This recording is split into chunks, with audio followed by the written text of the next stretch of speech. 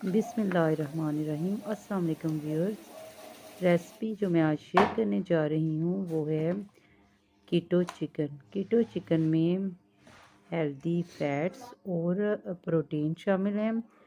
इस चिकन को बनाने के लिए सबसे पहले इसमें योगर्ट जाएगा। योगर्ट के साथ नमक, लाल मिर्च, हल्दी और इसमें डालेंगे सोया सॉस, विनेगर और चिली सॉस।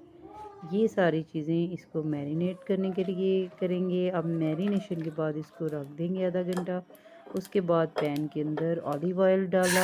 ऑलिव ऑयल के जब गर्म हो गया तो इस तरह से चिकन के पीसेस इसमें शामिल कर दिए और इनको इस तरह से पकाया। उसके बाद घर में बना हुआ बटर जो कि मलाई से बनता है, होममेड होता है, बहुत ही मज़ेदार और हेल्दी होता है, और ये इसमें शामिल किया और इसको इसमें अच्छे तरीके से पका लिया। अब इसमें ऑलिव ऑयल भी है और इसमें मक्खन भी है।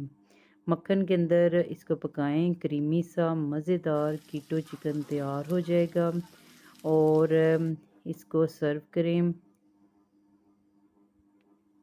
बहुत ही मज़ेदार और यमी है।